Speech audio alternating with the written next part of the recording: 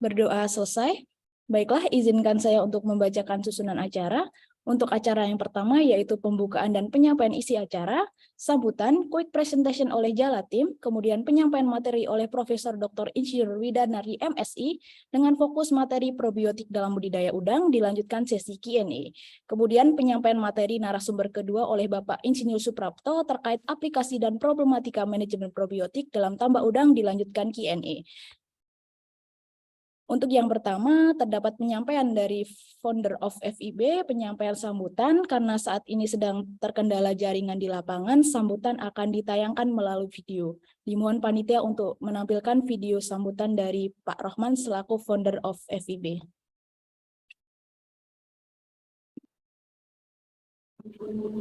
Assalamualaikum warahmatullahi wabarakatuh. Selamat siang, salam sejahtera untuk kita semua. Bismillah, alhamdulillah, salatu wassalamu ala rasulillahi wa ba'du. Yang terhormat Ibu Profesor Dr. Widanarni, yang terhormat Pak Insinyur Suprapto dan Mbak Liris serta seluruh kru Jala yang telah lagi-lagi membuat webinar pencerahan untuk anggota grup semua dan untuk pembudidaya seluruh Indonesia. Alhamdulillah kesempatan ini kita bisa membuat webinar lagi dengan tema probiotik dan penerapannya di lapangan nanti. Untuk anggota-anggota baru yang mungkin belum kenal, saya Bang Cek, founder dari FIB yang saat ini sekarang ada di Padang. Mungkin nanti yang ada dekat Padang bisa mampir ke kafe saya, Cafe Aquaculture FIB. Nah, demikian, semoga hari ini acara berjalan dengan baik dan bermanfaat semua tentunya untuk kita dan ke depan lebih baik semua. Terima kasih Mbak Liris dan Jala yang telah menginisiasi acara ini. Demikian, semoga budidaya kita semakin lancar ke depan. Salam budidaya. Wassalamualaikum warahmatullahi wabarakatuh. Assalamualaikum warahmatullahi wabarakatuh. Terima kasih Forum Informasi Budidaya yang sudah senantiasa mendukung acara webinar kali ini. Selanjutnya terdapat quick presentation oleh Jala Tim kepada tim Business and Development. Jala dimohon untuk menyampaikan presentasinya. Baik, terima kasih waktu yang diberikan. Jadi di sini perkenalan diri. Saya Indra, saya perwakilan dari Jala yang di sini akan saya coba mengenalkan produk dari Jala. Harapannya nantinya di sini bisa jadi solusi untuk Bapak Ibu di tambak terkait budidaya udang.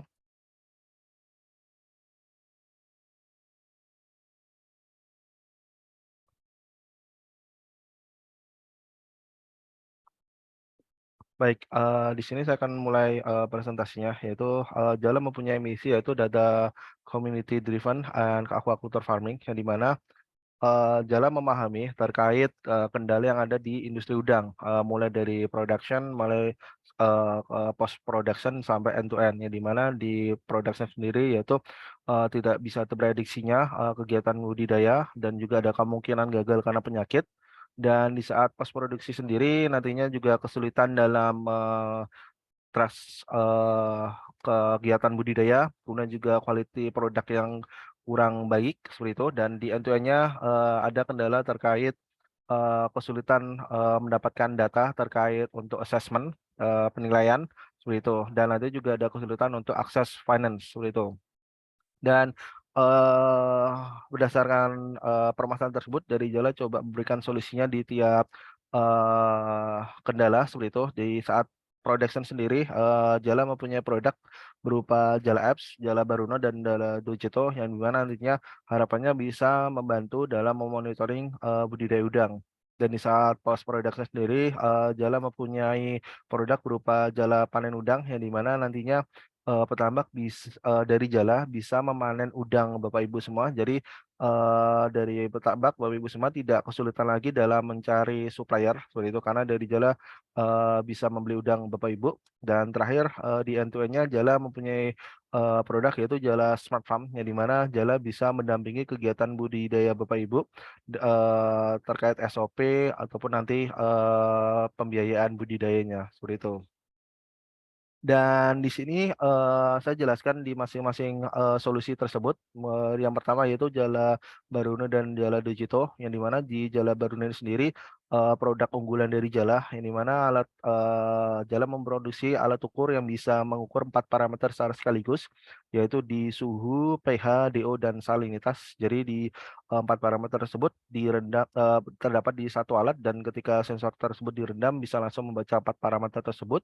Dan keunggulan lainnya nantinya data hasil pengukuran dari Baruno bisa masuk ke aplikasi Jala, jadi nanti memudahkan dalam pemantauan, tidak lagi menggunakan buku tapi bisa langsung menggunakan Android Bapak Ibu semua. Dan berikutnya juga ada Jala Docito, yang dimana harapannya Jala Docito ini sendiri bisa meningkatkan oksigen di kolam dengan penggunaannya seperti itu. Terus kemudian solusi berikutnya yaitu Jala Apps, yang dimana Jala App ini sendiri diharapkannya bisa membantu Bapak Ibu dalam monitoring kondisi udang Bapak Ibu semuanya, karena sifatnya online dan itu bisa dipantau dimanapun dan kapanpun menggunakan gawai dari Bapak Ibu semua seperti itu. Dan nantinya ketika Bapak Ibu upgrade ke Cyclos Pro tentu bisa mendapatkan fitur-fitur yang lebih membantu dalam kegiatan pencatatan ataupun monitoring seperti itu. Dan berikutnya yaitu Jala Panen Udang. Jadi di Jala Panen Udang sendiri, Jala bisa membeli udang Bapak Ibu semua di beberapa lokasi. Untuk jangkauannya saat ini ada di wilayah Jawa secara keseluruhan, kemudian di wilayah Sumatera, kemudian di wilayah Sulawesi. Kita coba penetrasi di wilayah Sulawesi juga. Jadi harapannya nantinya dari Bapak Ibu tidak kesulitan lagi untuk bisa mencari supplier udang seperti itu. Dan solusi berikutnya yaitu Jala Smart Farm, ya di mana di Jala Smart Farm ini sendiri Jala akan memberikan ini kerjasama operasional yang nantinya Jala akan melakukan kegiatan budidaya di tambak Bapak Ibu semuanya, sehingga nantinya Bapak Ibu tidak kesulitan dalam pendanaan, sehingga untuk budidaya akan dilakukan Jala dan nanti akan didapatkan bagi hasil di akhir siklus seperti itu. Dan nanti fasilitas yang didapatkan ketika bergabung dengan Jala Smart Farm ini nantinya adanya asuransi saat budidaya, kemudian ada pendampingan FA sehingga nanti bisa mengontrol program SOP-nya, kemudian nanti juga penerapan teknologi menggunakan Baruno, dan terakhir untuk panen bisa lewat Jala seperti itu. Itu kurang lebih pengenalan singkat terkait produk dari Jala. Nantinya ketika Bapak Ibu tertarik bisa langsung menghubungi tim Jala seperti itu. Terima kasih, saya kembalikan ke moderator. Baik, terima kasih Pak Endra selaku perwakilan dari Business and Development terkait tadi penyampaian Jala sebagai solusi untuk budidaya udang. Baik. Sebelumnya saya ucapkan selamat datang kepada kedua narasumber, Profesor Dr. Insinyur Widarnarni dan Bapak Insinyur Suprapto. Selamat datang Bapak dan Ibu. Ya. Webinar kali ini merupakan webinar pertama di tahun 2023 yang diadakan oleh Jala, dan pada kesempatan kali ini didukung oleh Forum Informasi Budidaya atau FIB. Industri udang merupakan industri yang telah mengambil lebih dari 40% aquaculture di Indonesia dan juga sebagai salah satu komoditas perikanan andalan Indonesia dengan nilai ekspor mencapai lebih dari 30 miliar rupiah. Hasil sinergitas antara Jala, perusahaan teknologi dan servis budidaya udang berbasis data didukung oleh Forum Informasi Budidaya atau FIB sepakat untuk diadakannya forum diskusi guna mendukung peningkatan wawasan dalam berbudidaya udang. Dengan dasar inilah pada Selasa 17 Januari 2023, Jala dan FIB sepakat untuk mengadakan forum diskusi dengan format seminar online atau webinar dengan tema Shrimp Stock mengenal budidaya udang lebih dekat. Sebelumnya izinkan saya untuk membacakan teknis dan tata tertib webinar. Yang pertama, selama webinar berlangsung, peserta diharapkan untuk tetap mengikuti seluruh rangkaian acara webinar.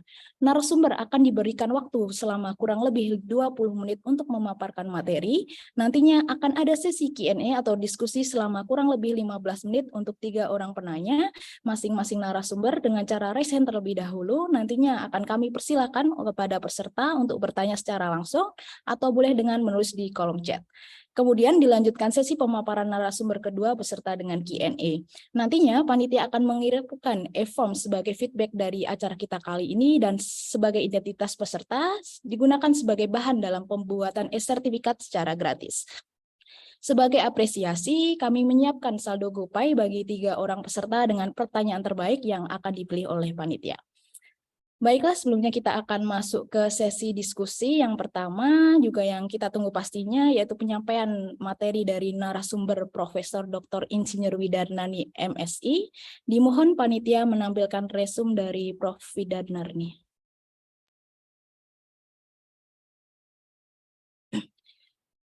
Profesor Widarnani merupakan seorang akademisi dengan riwayat pendidikan S1 di IPB University jurusan Budidaya Perairan, S2 di IPB University jurusan Mikrobiologi, dan S3 di IPB dengan jurusan Mikrobiologi.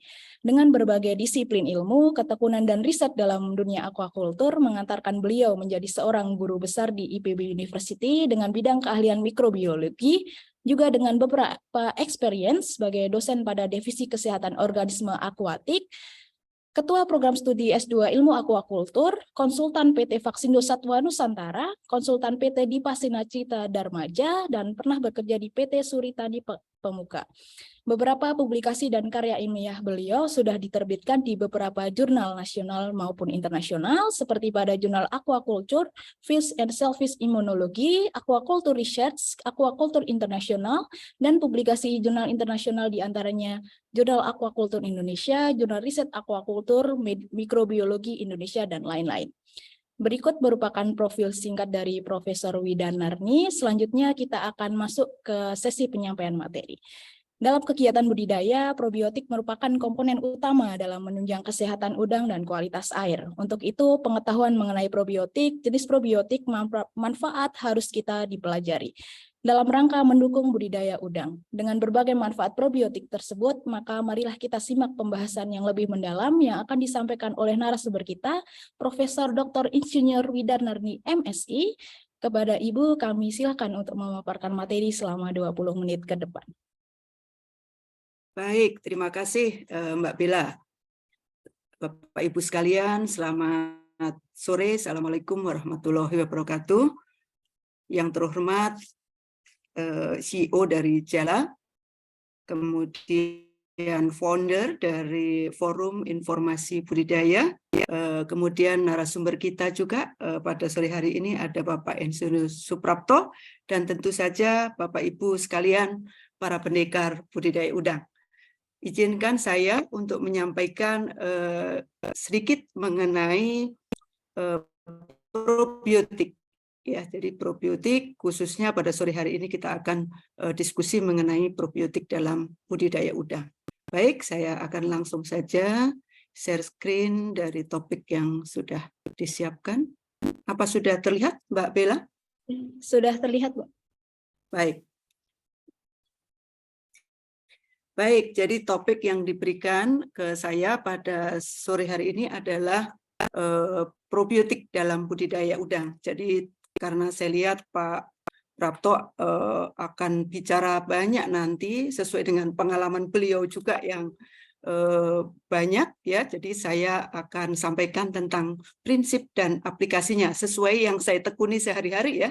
Jadi saya tidak punya banyak pengalaman di lapangan, tapi mungkin riset-riset saya baru dikerjakan di laboratorium, kira-kira demikian. Dan saya, sebentar nih, kenapa tidak mau jalan? Oke. Baik, karena saya berbicara di depan para pendekar budidaya udang, jadi saya sengaja slide-nya tidak dimulai dengan bicara udang, karena sudah pakar udang semua ya.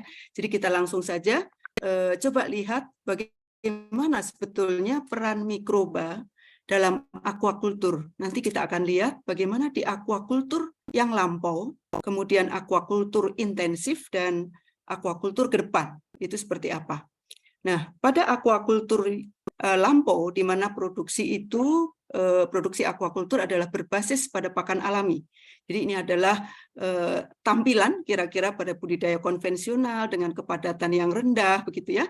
Kita mengandalkan pada pakan alami. Di situ proses produksi yang dilakukan oleh fitoplankton ataupun tanaman ya, kemudian tanaman air, kemudian proses konsumsi dan juga dekomposisi oleh mikroba pengurai ini berjalan seimbang. Maka umumnya pada budidaya dengan sistem ekstensif ini relatif tidak ada masalah, jarang sekali timbul masalah ya.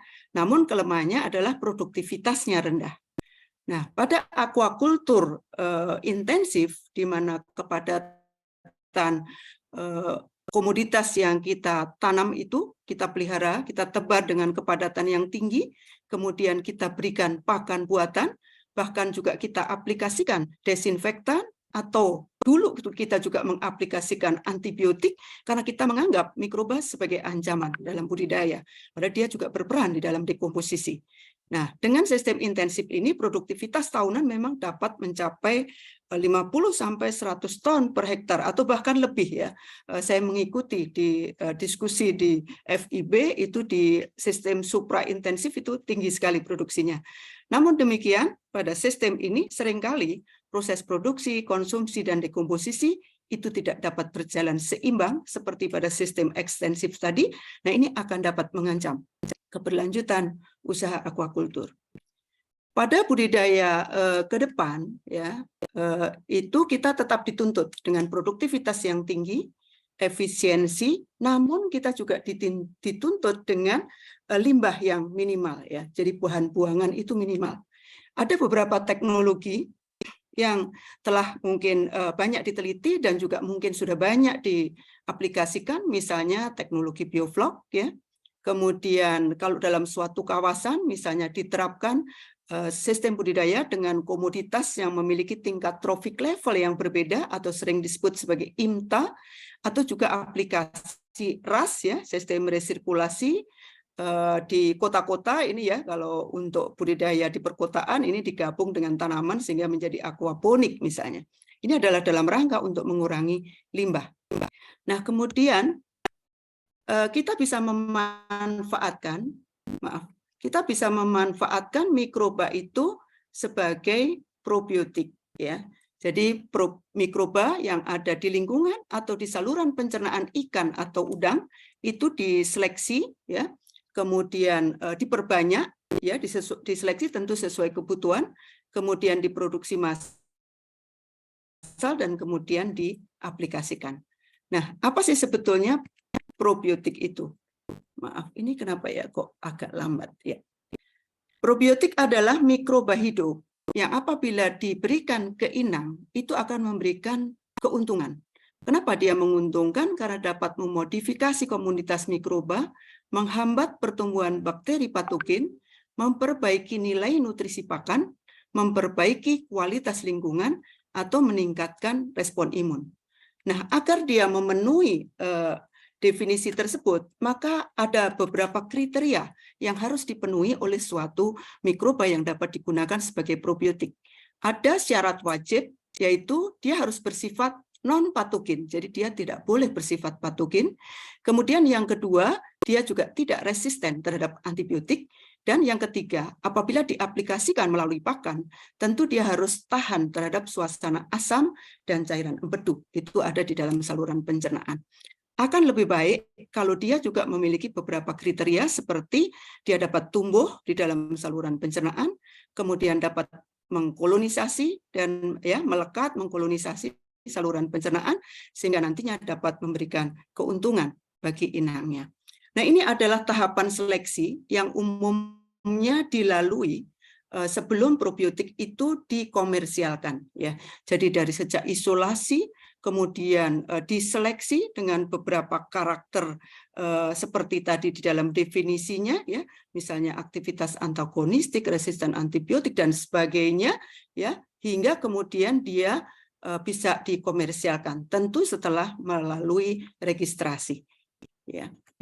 Nah, Kementerian Kelautan Perikanan ini juga sudah mengatur ya, ada Permen KP nomor 1 tahun 2019 di mana syarat penyediaan probiotik ini sudah ditetapkan di situ bahwa dalam suatu sediaan ini paling banyak mengandung 5 spesies ya. Kemudian masing-masing spesies itu paling sedikit harus banyak 10⁻6 CFU per mili atau 10⁻6 CFU per gram tergantung produknya ya, tidak mengandung patogen dan seterusnya. Saya kira Bapak Ibu sudah sering membaca tentang Permen KP ini. Nah, kemudian aplikasinya ya. Aplikasi atau pemberian probiotik di aquaculture itu seringnya adalah melalui 3 cara ya, atau 3 metode ini, biasanya melalui pencampuran menggunakan pakan buatan, atau melalui pakan alami, jadi melalui bioenkapsulasi ya pada pakan alami, atau diberikan langsung ke media budidaya, khususnya ini biasanya adalah kalau untuk tujuannya memperbaiki kualitas lingkungan. Nah, dalam penelitian seringkali juga misalnya dilakukan melalui injeksi agar kita tahu persis dosis yang masuk misalnya. Kalau di dalam aplikasi tentu 3 ini yang lebih banyak dilakukan. Nah, bagaimana sebetulnya mekanisme aksi dari probiotik itu ya? Aplikasi langsung ke media budidaya tentu dia sesuai dengan seleksinya dia akan ditujukan untuk memperbaiki kualitas lingkungan budidaya. Selain itu, kalau dia memang sudah diseleksi mampu menekan pertumbuhan patogen, misalnya bisa juga dia menekan misalnya populasi Vibrio ya, misalnya Vibrio ini banyak menimbulkan masalah dalam budidaya udang. Nah, kemudian kalau diberikan melalui pakan, tentu nanti di dalam tubuh udang ini dia akan ya di saluran pencernaan dia akan mengkolonisasi di usus, kemudian dia dapat menghambat patogen.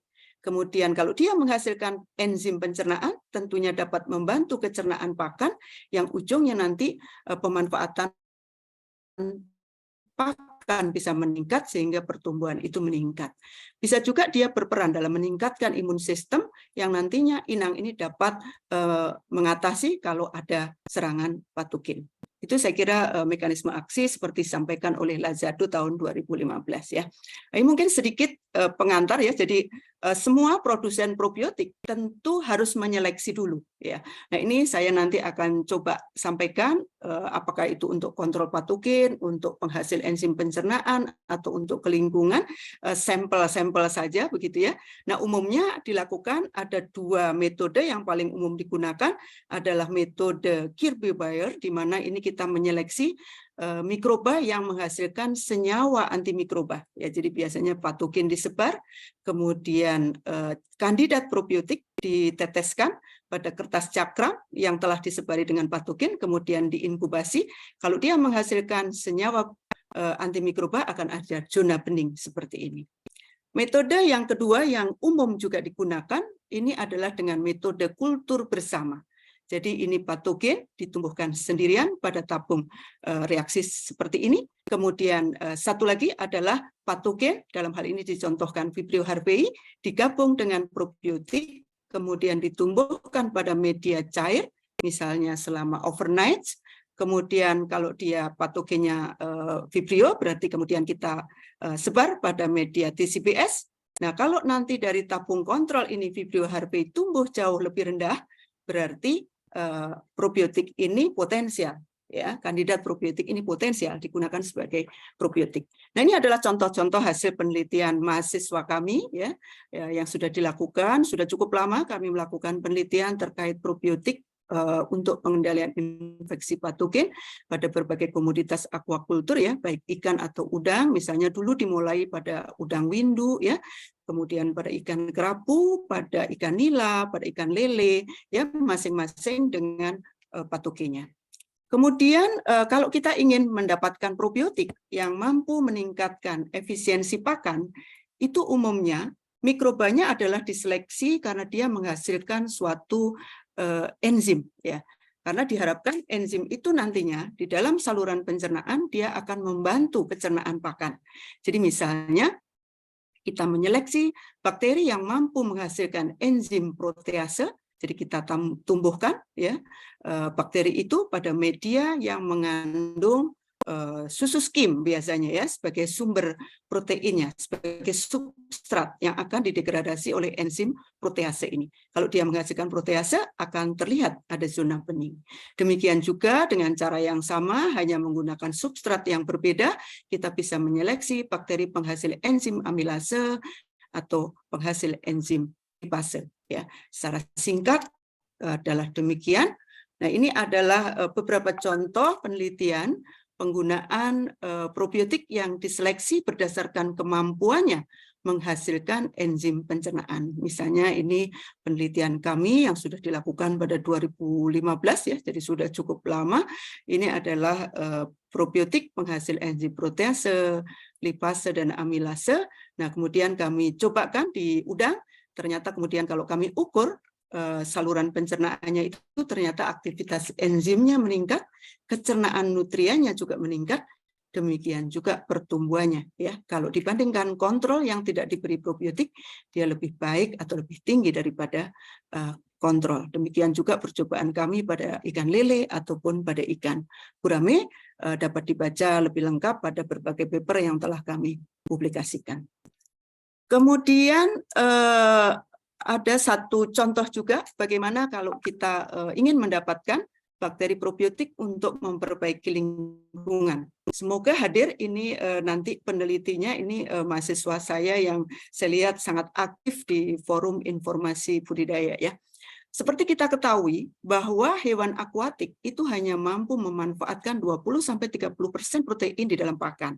Ya, sisanya itu akan terbuang dalam bentuk pakan yang tidak termakan, dalam bentuk feses ya, pakan yang tidak tercerna, atau dalam bentuk sisa metabolisme. Nah, sebetulnya ada 3 cara membuang amonia nitrogen dalam sistem budidaya. Dia akan diambil oleh fitoplankton ya, kemudian akan dikonversi oleh bakteri nitrifikasi menjadi nitrit, nitrat, kemudian dilanjutkan oleh bakteri denitrifikasi menjadi N2, atau dapat dikonversi langsung menjadi biomasa mikroba, yang ini kemudian kalau kita kenal, kalau ada penambahan karbon organik di dalam sistem budidaya, itu kemudian kita kenal sebagai sistem bioflok ya.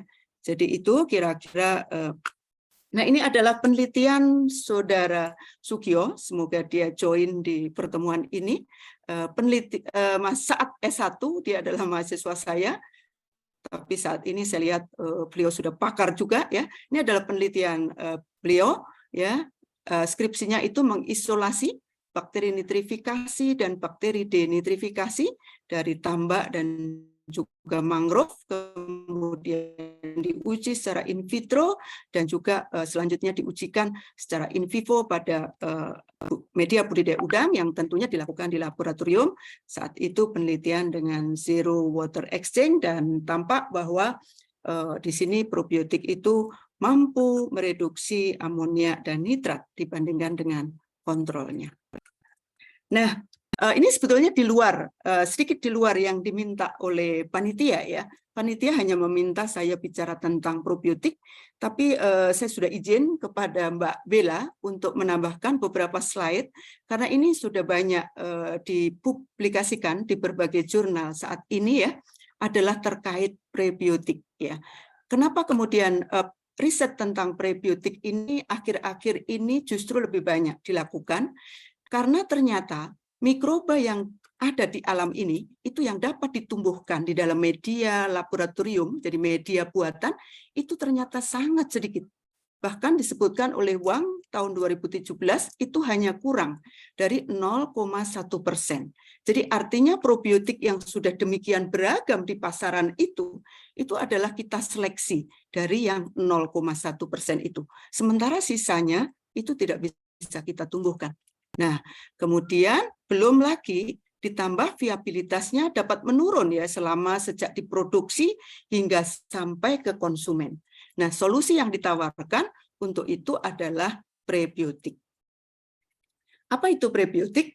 adalah suatu bahan pangan yang tidak dapat dicerna inang, tetapi dapat memberikan efek menguntungkan bagi inangnya dengan cara merangsang pertumbuhan dan aktivitas sejumlah bakteri tertentu di usus sehingga meningkatkan kesehatan inang. Ya, ini ada beberapa kriteria yang harus dipenuhi oleh suatu prebiotik dan ini yang sudah tersedia di pasaran. Saya kira ya ada frukto-oligosakarida, manan-oligosakarida dan lain-lain.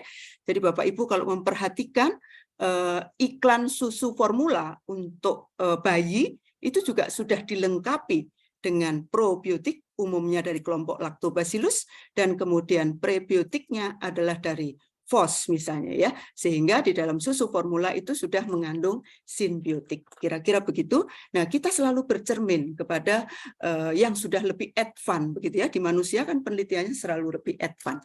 Nah, ini disampaikan di dalam review yang disampaikan oleh Kohn tahun 2021, bagaimana mekanisme aksi probiotik, prebiotik dan simbiotik pada udang. Sebetulnya tidak terlalu jauh berbeda ya, jadi artinya dia juga dapat memperbaiki kualitas lingkungan budidaya, kemudian dapat memodulasi ya mikrobiota yang ada di saluran pencernaan. Jadi tidak sekedar bakteri probiotik yang kita berikan, tetapi kita memberikan makanan bagi bakteri lain yang sudah ada di dalam saluran pencernaan. Nah, tentu setelah di saluran pencernaan tidak jauh berbeda dengan peran mikroba tadi ya, bisa meningkatkan kecernaan pakan, memperbaiki imun sistem dan lain-lain.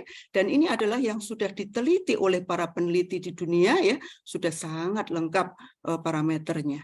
Ini mungkin bisa Bapak Ibu baca. Nah, ini saya menyampaikan beberapa riset yang sudah kami lakukan terkait probiotik, prebiotik, dan juga simbiotik. Misalnya pada slide ini adalah percobaan pada larva udang faname ya. Jadi kita berikan karena pada larva sehingga probiotik maupun pre dan perlakuan sin ya, gabungan keduanya kita berikan melalui artemia. Kemudian kalau artemia yang sudah diberi perlakuan ini kami ukur, ternyata memang beberapa asam lemak rantai pendeknya itu meningkat. Asam lemak butirat, linoleat, linolenat, dan sebagainya. Nah, kemudian kalau kita berikan, jadi artemia yang sudah diperkaya, ini kemudian kita berikan ke larva udang, ternyata juga mampu meningkatkan pertumbuhannya dibanding dengan kontrolnya. Demikian kelangsungan hidupnya juga demikian, lebih tinggi daripada kontrolnya. Nah, kemudian pertumbuhan yang lebih tinggi tadi, kalau kami ukur aktivitas enzimnya, ternyata juga dia lebih tinggi ya. Jadi pada perlakuan probiotik, prebiotik dan simbiotik ini aktivitas enzim protease, lipase dan amilase ini lebih tinggi daripada kontrolnya. Kemudian kalau kami ukur melalui rasio RNA-DNA untuk melihat potensi tumbuhnya, ternyata juga dia lebih tinggi daripada kontrolnya. Nah, kemudian kalau larva udangnya itu kemudian kita uji tantang ya, kita challenge dengan Vibrio harvey ya, dalam hal ini percobaannya menggunakan Vibrio harvey, ternyata di sini juga respon imunnya kalau kita amati THC atau total hemocyte count-nya ini ternyata juga meningkat, lebih tinggi dibanding kontrolnya. Demikian juga aktivitas penol oksidase atau respiratory burst-nya ini juga lebih tinggi daripada kontrol. Bahkan juga mahasiswa kami ini karena mahasiswa S3 sehingga mengukur sampai ekspresi gen yang terkait dengan respon imun ya, ada 3 jenis gen yang diukur, ternyata ini juga lebih tinggi daripada kontrol positifnya ya. Jadi ini ketiga macam gen ini diamati ternyata demikian. Kemudian kalau kita lihat populasi Vibrio di dalam tubuh udang ya, selain kematiannya yang lebih rendah, ternyata juga disebabkan oleh populasi Vibrio di tubuh udang itu lebih rendah. Di sini diamati semua baik pada tubuh udang maupun di media budidayanya. Kemudian bahkan jaringan hepatopankreas juga diamati, memang di sini pada kontrol positif ini rusak parah ya, sementara pada yang diberi probiotik, prebiotik dan simbiotik mengalami kerusakan tetapi tidak separah pada kontrol positifnya, sehingga pada akhir penelitian di sini terlihat bahwa kelangsungan hidup pada perlakuan probiotik, prebiotik dan simbiotik ini lebih tinggi daripada kontrol positifnya. Ya, baik. Ini waktu 4 sudah menit. habis. Ada 4 menit lagi, Bu. Baik. Baik, terima kasih. Nah, ini adalah penelitian kami yang lain menggunakan gabungan probiotik dan prebiotik menjadi simbiotik. Telah kami coba pada udang Paname terhadap infeksi Vibrio harvey ataupun WSSV ataupun pada Vibrio harvey dan IMNV ya. Nah, kemudian penelitian-penelitian saat ini seperti yang kemarin di-share oleh Pak Prof. Sukenda begitu ya, itu sudah mengamati keragaman mikrobiota di dalam usus menggunakan NGS sehingga yang tidak bisa ditumbuhkan di media tadi bisa kita monitor. Misalnya ini beberapa penelitian yang sudah dilakukan ya. Misalnya ini pengamatan pada udang yang tumbuh normal dengan udang yang produktivitas rendah, ternyata ini populasi mikroba yang ada di saluran pencernaannya berbeda. Di yang normal ini lebih beragam daripada yang sakit ya. Nah, ini dominansinya oleh siapa juga kita bisa lihat. Ini beberapa penelitian yang sudah kami lakukan ya, keragaman mikrobiota di dalam saluran pencernaan yang kita berikan probiotik, prebiotik dan simbiotik. Nah, kalau ini adalah penelitian yang papernya sudah di-share oleh Pak Sukenda di forum informasi budidaya, jadi tentu itu saya kira jadi pada penelitian pada paper tersebut adalah membandingkan keragaman mikrobiota di usus udang yang ada gejala WFD dan petak yang tidak ada gejala WFD. Ternyata keragaman mikrobanya adalah berbeda. Sehingga tentu produksinya tentu berbeda antara petak yang normal dengan petak yang terinfeksi WFD. Itu saya kira yang bisa saya sampaikan, Mbak Bella. Terima kasih, semoga bermanfaat untuk kita semua. Baik, terima kasih Bu Prof. Tadi luar biasa sekali, tidak hanya probiotik tapi prebiotik juga disampaikan. Di sini sudah ada beberapa pertanyaan, lebih dari 30 pertanyaan Bu, ini sangat menarik sekali. Saya bacakan Ibu, mohon izin untuk sesi diskusinya. Dari pertanyaan yang pertama dari Saudara Teguh Aji Mulyana, izin bertanya kepada Profesor Widanarni, terkait penggunaan probiotik, apakah penggunaan probiotik untuk udang dan ikan harus disesuaikan berdasarkan jenis dan dosisnya? Seberapa persen dosis yang harus diberikan untuk kebutuhan udang dan ikan di kolam tambak? Jadi ada dua pertanyaan Bu terkait dengan Baik. Ya. Baik, jadi supaya saya tidak perlu mencatat, jadi langsung satu pertanyaan langsung dijawab saja ya. Terima kasih Pak Teguh ya. Jadi tentu apa namanya ya tadi dosisnya ya. Jadi apa namanya jenis maupun dosis tentu harus sesuai ya. Tadi kalau kita ikuti di dalam paparan saya tadi, karena probiotik itu dipilih. Ya kan, dipilih tahapannya cukup panjang tadi, dipilih sesuai dia nantinya disuruh aktivitasnya ngapain gitu. Apakah menghambat patogen atau disuruh menghasilkan enzim pencernaan, tentu kita pilih sesuai itu. Jadi berarti kita aplikasinya ya harus sesuai rekomendasi dari produsen. Demikian juga dosisnya. Ya, dosisnya tadi sudah diatur oleh Permen KP tadi juga sudah mengatur bahwa produsen harus produknya itu ada aturannya. Minimalnya kandungan probiotiknya sekian. Nah, tentu produsen sudah rekomendasi yang tertulis di katalognya itu adalah harus sudah berdasarkan hasil percobaan. Karena kalau belum dilakukan uji coba tidak akan lolos di dalam registrasi. Jadi tentu jenis maupun dosisnya harus mengikuti apa yang ada di dalam katalog dari produsennya. Nah, kemudian berapa persen tadi pertanyaannya ya tentu sangat tergantung kepada produk tersebut. Itu saya kira Mbak Bella. Terima kasih Bu. Jadi probiotik itu sama dengan pekerja ya Bu, harus sesuai dengan dosisnya, sesuai dengan rekomendasi tadi di aturan dari produsennya. Terima kasih. Selanjutnya kita lanjutkan ke pertanyaan dari Ibu Ernawati dari Bogor. Apakah pemberian probiotik ini tidak ada efek sampingnya? Lalu selain menjaga kesehatan udang, apakah probiotik juga dapat membantu kualitas air di tambak menjadi lebih baik untuk pertumbuhan udang dan ikan? Apakah ada efek sampingnya? Ya, oke ya. Jadi kalau ditanya efek samping ini, saya sih masih mempercayai sepanjang ya. Jadi sepanjang yang dilakukan probiotik yang diberikan memang telah memenuhi kriteria tadi, kriteria wajib, berarti ya wajib ya sifatnya. Kemudian syukur tadi memenuhi beberapa kriteria yang dianjurkan. Kemudian dosisnya tidak kebanyakan atau tidak kurang. Ya, kalau kurang tidak ada efek. Tapi kalau kebanyakan bisa jadi punya efek. Karena bagaimanapun dia adalah makhluk hidup. Gitu ya, dia adalah makhluk hidup, perlu nutrien, perlu juga berbagai dia perlu oksigen juga, akan bersaing dengan udang yang kita budidayakan, begitu ya. Jadi sepanjang kita berikan sesuai, kembali lagi sesuai SOP, saya masih mempercayai dia bermanfaat, begitu. Nah, kemudian tadi apakah selain bisa meningkatkan kesehatan, juga bisa memperbaiki kualitas lingkungan, itu sebetulnya tergantung ya, tergantung dari jenis probiotik. Tapi paling tidak, seandainya probiotik yang diberikan itu tidak diseleksi berdasarkan kemampuan dia mengkonversi amonia misalnya, atau mengambil H2S, tetapi dia berdasarkan kemampuan menghasilkan enzim pencernaan. Paling tidak dia membantu pencernaan pakan. Sehingga pakan yang tidak tercerna, itu yang terbuang akan berkurang. Paling tidak di situ juga dia berperan, mengurangi limbah yang terbuang. Jadi secara tidak langsung juga bisa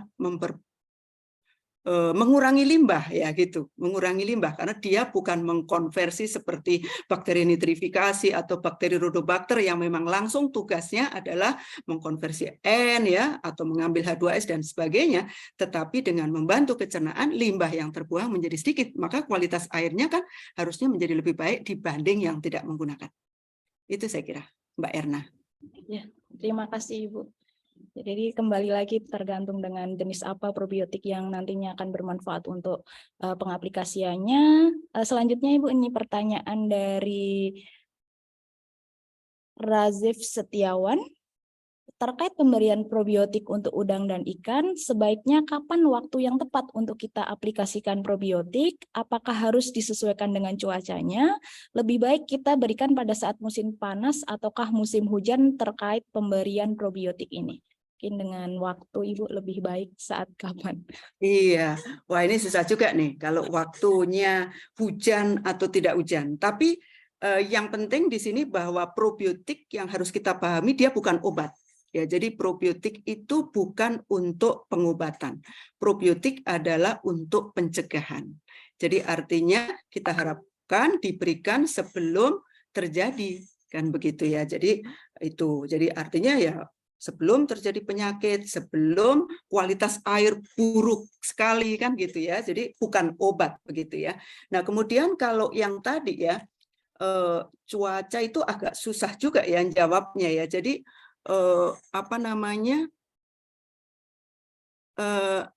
ini sebetulnya bisa digunakan di kapan saja sih ya, kapan saja. Karena kalau aplikasinya melalui pakan, kalau kemudian cuacanya hujan terus, suhunya rendah, berarti kan pakannya memang juga sudah berkurang ya. Pakannya juga sudah berkurang. Jadi tentu probiotik yang masuk juga tidak sebanyak karena biasanya kan aplikasinya melalui pakan. Nah, kemudian kalau melalui air ya tergantung tadi fungsinya untuk apa. Itu. Ya, baik, terima kasih Ibu. Berarti probiotik itu sebenarnya bukan obat tapi untuk resistensi atau upaya prevention. Untuk pencegahan, preventif ya, preventif ya. Baik, terima kasih Ibu. Selanjutnya mungkin ini pertanyaan terakhir dari Titik Suryanti Surabaya. Izin bertanya kepada Ibu Prof, apakah penggunaan probiotik kultur bisa menjadikan air yang keruh? Bagaimana cara mengatasi udang yang kram di anco? Apa saja penyebab dan bagaimana solusinya? Ini lebih ke pengaplikasian di lapangan. Iya, kelihatannya saya tidak tahu ini udang kram itu seperti apa ya. Ya, ini saya tidak tahu nih kram itu karena apa nih biasanya ya. Mohon maaf nih. Tadi daripada saya mengarang-ngarang nanti salah lagi malah. Ya. Mungkin selanjutnya saja Ibu untuk pertanyaannya dari Fikih Junianto, apa saja prinsip-prinsip dan aplikasi probiotik untuk kehidupan sehari-hari dalam budidaya udang, serta apa saja faktor-faktor yang mempengaruhi berhasilnya budidaya udang dari segi perawatannya maupun produktivitas serta pemasarannya. Terima kasih.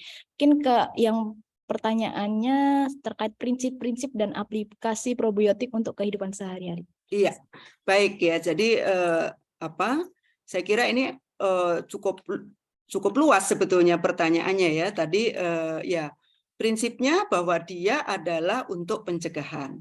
Kemudian yang ini selalu sering saya sampaikan juga kalau saya diminta bicara di event-event seperti ini. Sengaja tadi saya tampilkan demikian panjangnya tahapan seleksi probiotik. Jadi bukan kebetulan dapat terus langsung bisa diperbanyak, langsung digunakan. Tidak. Jadi harus memenuhi tadi semua kriteria, gitu ya. Sehingga bahkan pemerintah juga melalui tadi peraturan menterinya juga sudah mengatur.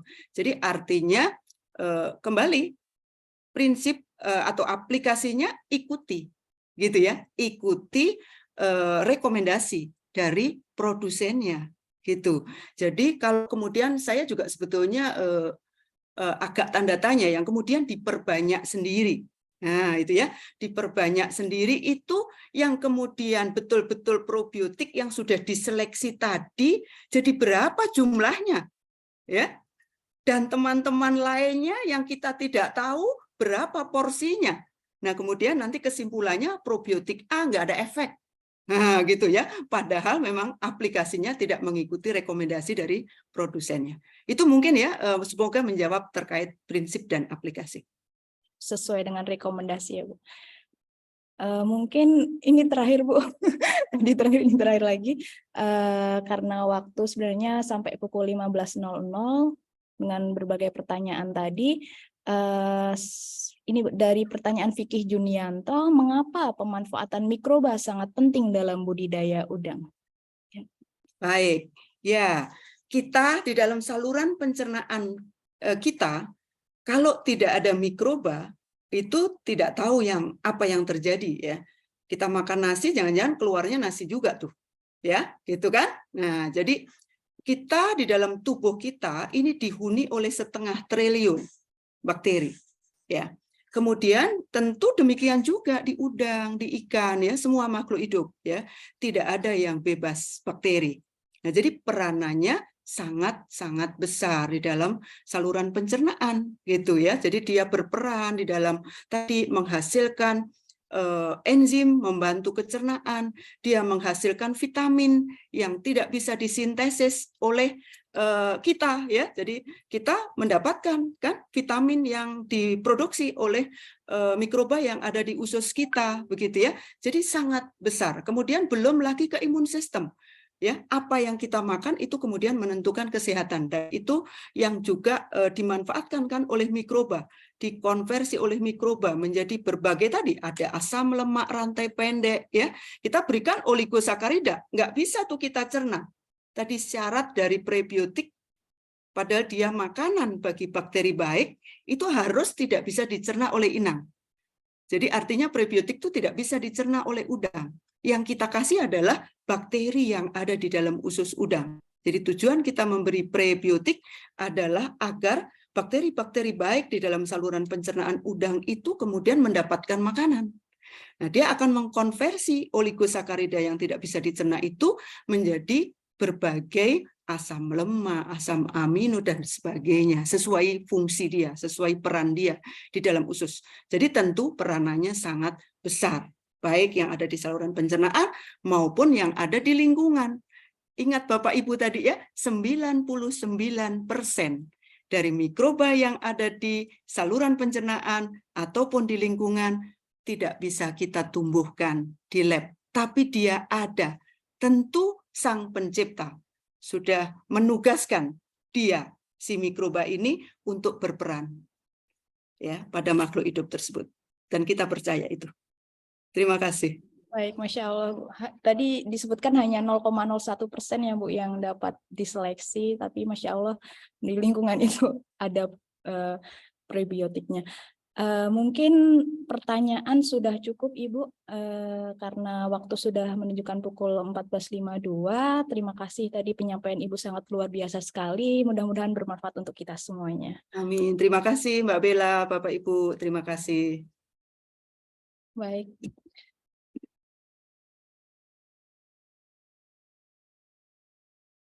Ya, berikutnya terdapat penyampaian dari narasumber kita yang kedua.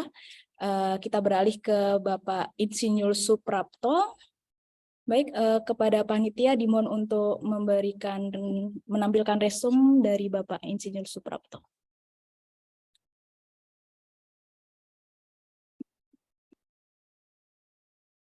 Masih belum bisa terlihat. Baik. Bapak Insinyur Suprapto merupakan seorang praktisi konsultan bidang aquacultur yang saat ini beliau menjabat sebagai konsultan tambak udang di CV Bangkit Maju Bersama Pacitan dan sebagai konsultan PT Sita Sukses Makmur Surabaya. Dengan riwayat pendidikan L1 di Fakultas Perikanan Universitas Brawijaya Malang dengan gelar insinyur, kecintaan dan ketekunan beliau dalam mendalami ilmu aquacultur mengantarkan beliau dipercaya dan berpengalaman dalam berbagai pekerjaan sebagai teknisi, manajer, narasumber, instruktur, dan konsultan teknis atau training of trainer (TOT) di berbagai perusahaan bidang aquacultur, organisasi, dan pelatihan bidang aquacultur terkhusus udang. Beberapa karya tulis berkaitan dengan materi teknis dan pengetahuan sudah beliau terbitkan seperti metode analisis parameter mutu air untuk budidaya udang, penerapan teknologi bioflok pada budidaya udang faname di Indonesia, dinamika kualitas air dalam tambak udang, pengelolaan kesehatan dan pengendalian penyakit udang, serta plankton jenis kepadatan dan peranannya dalam ekosistem udang intensif. Berikut merupakan profil singkat dari Bapak Suprapto. Sebelumnya kita akan masuk ke sesi penyampaian materi, bahwa terdapat kaitan erat dengan apa yang tadi disampaikan oleh Profesor Widarnarni. Kali ini kita akan berdiskusi mengenai praktis bagaimana aplikasi dan problematika manajemen probiotik dalam tambak udang, mengapa perlu probiotik, apa saja produk yang beredar di pasaran, mikroba di alam, manfaat probiotik dalam aquacultur, serta bagaimana pengolahan limbah tambak dan bagaimana problematika kultur probiotik di lapangan. Untuk itu, marilah kita simak lebih lanjut terkait materi aplikasi dan problematika manajemen probiotik dalam tambak udang yang akan disampaikan Bapak Insinyur Suprapto. Kepada Pak Prapto, kami persilakan untuk memaparkan materi selama 20 menit ke depan.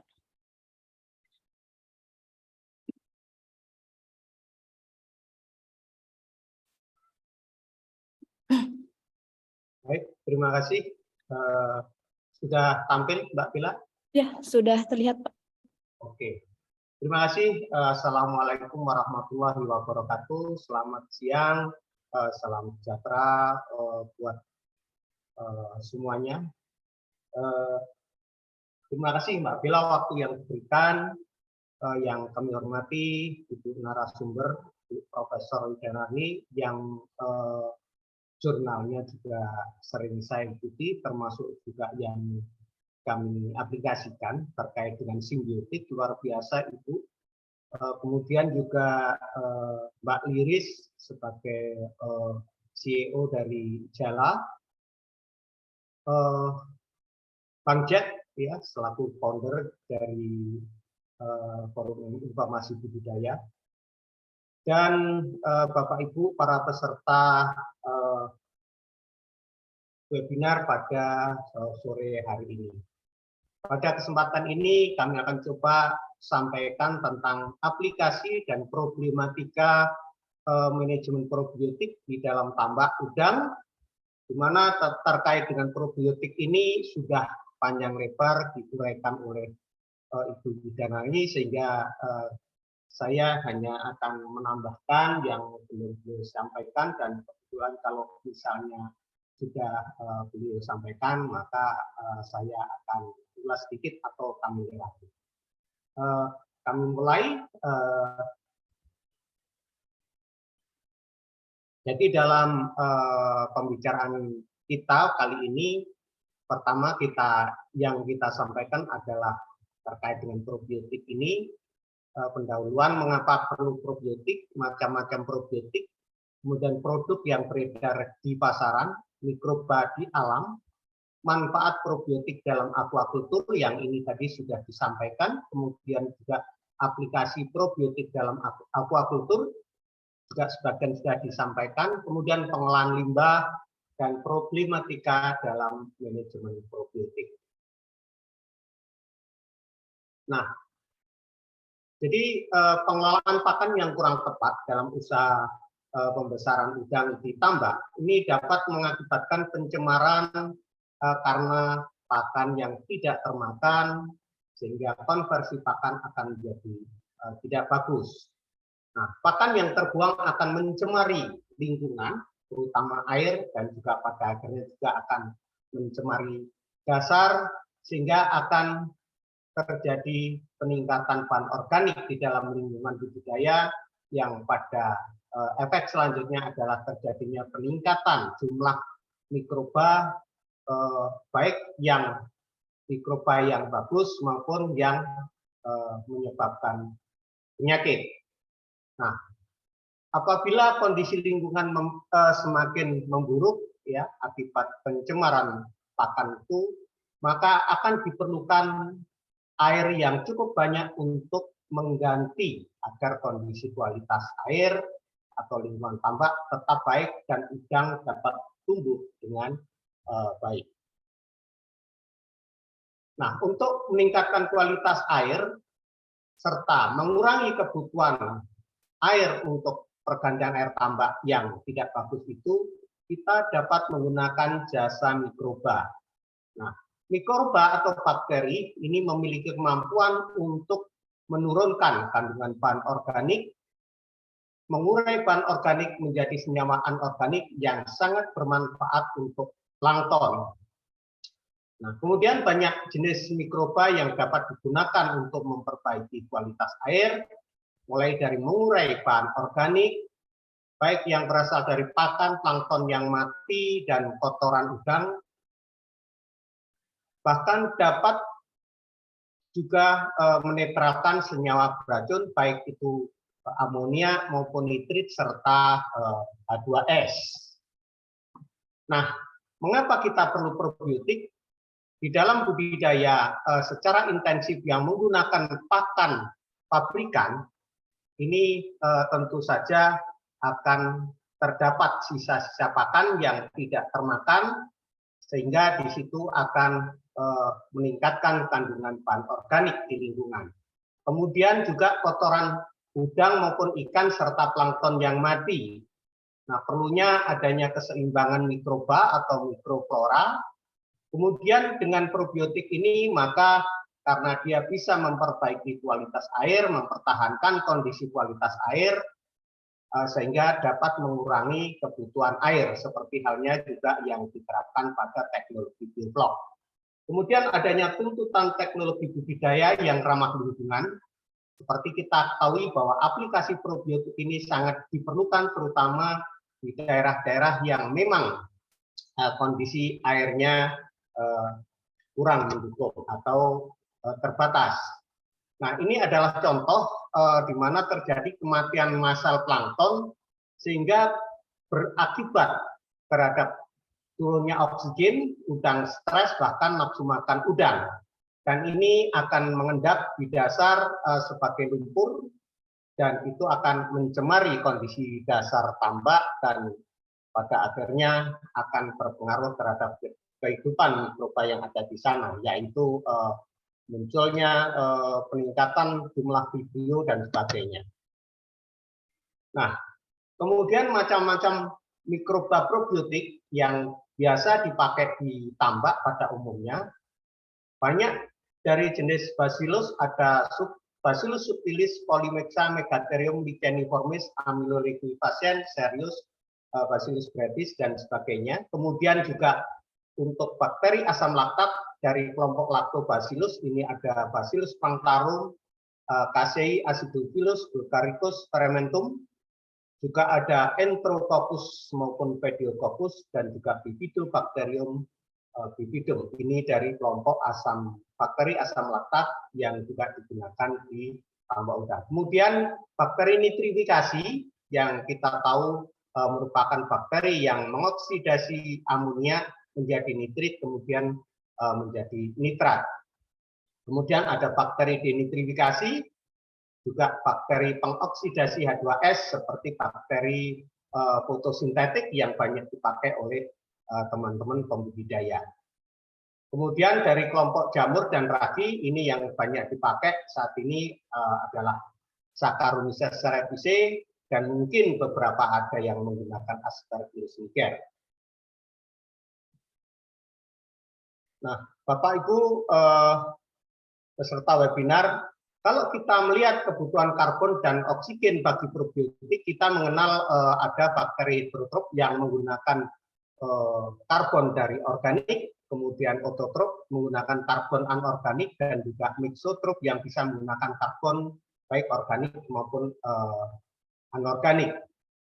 Nah, kemudian kebutuhan oksigennya untuk bakteri yang membutuhkan oksigen bebas, ini masuk dalam kelompok aerob. Kemudian anaerob yang tidak membutuhkan oksigen bebas. Jadi biasanya kalau kita aplikasi probiotik di dalam lingkungan di kolom air yang kaya akan oksigen, maka akan lebih tepat kalau kita menggunakan bakteri aerob. Kemudian ada lagi bakteri anaerob fakultatif, dia tidak membutuhkan oksigen bebas, tapi dia akan menggunakan oksigen terikat, baik itu dari nitrat maupun sulfat. Nah, untuk bakteri yang fakultatif ini bisa hidup di dalam kolom air maupun di dasar tambak. Kemudian yang anaerob merupakan bakteri yang probiotik yang bisa kita aplikasikan terutama di daerah di dasar, di mana di sana banyak terdapat lumpur. Kemudian ada yang aerotoleran, ini adalah bakteri anaerob yang bisa hidup dengan oksigen sampai batas tertentu. Jadi biasanya produsen probiotik itu ngeklaim bahwa bakterinya itu anaerob tapi masih bisa hidup dalam kondisi yang aerob. Kemudian produk yang beredar di pasaran, ini ada berbagai macam merek, baik yang diproduksi dalam negeri maupun yang berasal dari luar. Dari kandungan jenisnya ada yang monospesies, ada yang multispesies. Jadi multispesies itu kalau Bacillus ada Bacillus subtilis, licheniformis, jadi beberapa macam Bacillus. Dan juga ada yang kombinasi, kombinasi dalam arti berbagai jenis mikroba ya ada di dalam produk tersebut. Dan sudah disampaikan Ibu Widanarni bahwa jumlah atau jenis mikroba yang boleh di dalam satu kemasan maksimal adalah 5 jenis. Kemudian dari sisi harga ini juga macam-macam, ada yang sampai jutaan ya, ada yang sampai jutaan, kemudian juga ada yang puluhan ribu gitu. Kemudian dari bentuk ada yang powder, ada juga yang cair. Dari sisi kemasan juga demikian, ada yang menyediakan kemasan kecil dalam ukuran beberapa on, ada juga yang menyediakan dengan kemasan yang besar, misalnya 30 liter yang dalam bentuk cair seperti itu.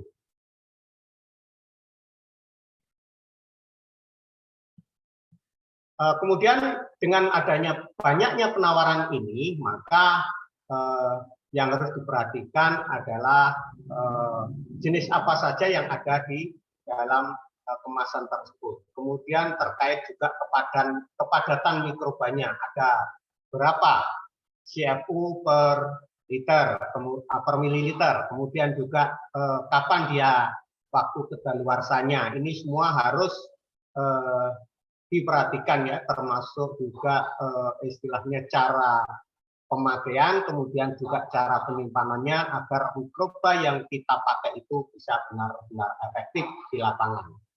Oleh karena itu pilihlah probiotik itu yang cocok ya, yang cocok, yang sesuai dengan kebutuhan Bapak Ibu di tambak udang, karena belum tentu probiotik A itu bisa cocok untuk di semua daerah gitu ya. Jadi harus dipilih, diseleksi sesuai dengan kebutuhannya. Nah, kalau kita bicara tentang mikroba di alam, Hiro Mishinja mengatakan bahwa bakteri atau mikroba di alam itu yang baik prosentasenya adalah sekitar 20%, kemudian yang jahat itu 30%, dan yang netral itu sekitar 50%. Nah, kemudian dalam upaya kita memanage probiotik di tambak itu bagaimana kita berupaya supaya bakteri yang netral ini karena dia punya sifat suatu saat baik dan suatu saat jahat, maka bagaimana bakteri yang netral ini bisa menjadi baik sehingga dia akan gabung bersama mikroba yang baik, jadi 70%. Jangan sampai bakteri yang netral ini mengikuti bakteri yang jahat sehingga nanti jadinya 80%, lawan 20%. Nah, inilah yang kita upayakan, termasuk juga Ibu Ida Narni tadi sudah menyinggung tentang aplikasi prebiotik untuk mendukung pertumbuhan probiotik di dalam lingkungan, baik di dalam usus, ya, kalau Ibu Ida Narni bicarakan untuk prebiotik itu untuk mikroba di dalam usus, kemudian David Kawakasi ya bahwa simbiotik itu untuk lingkungan. Nah, manfaat probiotik di dalam aquaculture sudah dijelaskan juga oleh Ibu Janarni, ya. Jadi untuk memperbaiki lingkungan itu tugasnya adalah mengurai bahan organik, menstabilkan plankton karena dia menghasilkan mineral anorganik. Kemudian sebagian probiotik itu dia bisa mengendalikan plankton atau mengurangi kepadatan plankton di air dengan bersaing penggunaan nutrisi. Kemudian juga menetralkan racun dan menekan perkembangan bakteri yang merugikan.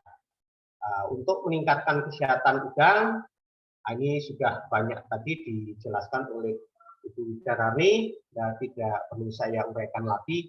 Namun ini semua diharapkan memiliki pengaruh yang baik terhadap peningkatan survival rate, kemudian juga memperbaiki FCR dan peningkatan produksi. Jadi goalnya adalah meningkatkan produktivitas budidaya. Nah, dalam aplikasi probiotik di dalam aquaculture itu kalau ditambah udang biasanya kita mengenal dengan 3 cara, yaitu kita berikan melalui kolom air, kemudian kita berikan ke dasar tambak, dan juga melalui oral yang dicampur dengan pakan. Saya rasa teman-teman pembudidaya sudah sangat familiar dengan penggunaan probiotik ini. Kalau diberikan melalui lingkungan, melalui air, jadi seperti biasa, jadi bagaimana menebar probiotik itu bisa secara merata sehingga setiap tempat mendapatkan kesempatan untuk tertebar probiotik itu. Kemudian terkait dengan waktu, kapan waktu yang tepat untuk aplikasi probiotik, kita harus memahami apakah probiotik itu sensitif terhadap sinar ultraviolet. Kalau memang dia sensitif, maka sebaiknya ditebar pada pagi hari atau sore hari ketika sinar matahari akan tenggelam. Nah, sementara untuk bakteri yang tidak bermasalah dengan sinar, bahkan dia ada sinar tidak masalah, misalnya bakteri fotosintetik, maka kita menebarnya sebaiknya pada saat siang hari. Bagaimana kaitannya dengan cuaca? Beberapa produk produsen probiotik pada saat kondisi hujan atau cuaca yang tidak kurang baik, ya, saat hujan, karena biasanya kalau hujan kita aplikasi probiotik itu efeknya kurang kelihatan gitu. Jadi alangkah baiknya pada saat kondisi cerah kita aplikasinya. Dan disarankan justru ketika pada saat cuaca hujan itu aplikasinya adalah sebaiknya mineral saja. Ya. Kemudian untuk aplikasi di dasar tambak, ini Bapak Ibu yang perlu dipahami bahwa karena kita arahkan ke dasar tambak, jadi apakah dia bakteri itu dalam bentuk kalau dia sudah dalam bentuk pelet misalnya, granular, maka kita bisa nebar langsung dan dia langsung tenggelam. Tetapi kalau dia bentuknya cair, maka alangkah baiknya gunakan substrat, bisa menggunakan zeolit atau dolomit yang agak kasar, atau bisa juga menggunakan pasir secukupnya. Nah, probiotik cair tersebut kita siramkan ke dalam substrat itu, kita tunggu agar dia menempel pada substrat itu.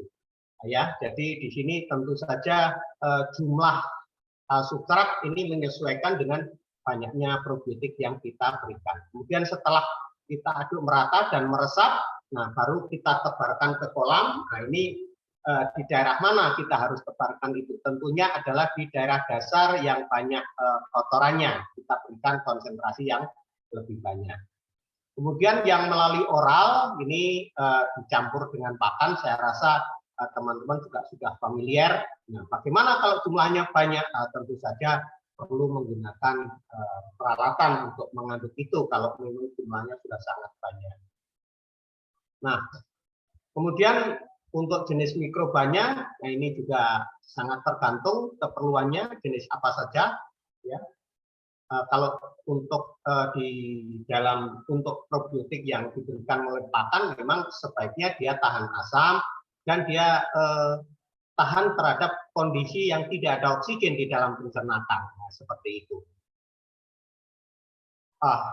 Kemudian terkait dengan pengolahan limbah tambak, seperti kita ketahui bahwa limbah tambak itu terdiri dari bahan organik, ya, bahan organik, kemudian amonia, nitrit, nitrat, fosfat, dan juga di situ ada asam belerang, kemudian juga ada plankton dan mikroba. Nah, terkait limbah yang organik, amonia, nitrit, nitrat, fosfat, asam belerang ini, maka perlu, ya, jadi air limbah tersebut perlu kita alirkan terlebih dahulu ke dalam ipal sebelum dia dibuang ke perairan umum. Tujuan dari ipal ini adalah pertama mengurangi bahan organik dan lumpur, menetralkan racun sebelum dibuang, menghilangkan bau dan menurunkan kadar N dan P. Kemudian aplikasinya untuk kolam sedimentasi ini bisa menggunakan bakteri anaerob dan anaerob fakultatif. Kemudian untuk yang di kolam filter biologi kita bisa memberikan yang fakultatif, kemudian yang di kolam aerasi, ya, yang cukup oksigen kita bisa berikan yang aerob. Nah, Bapak Ibu, ini yang tadi disampaikan oleh Bu Widanari juga. Bagaimana kalau teman-teman kultur di lapangan? Ini memang banyak sekali kendala.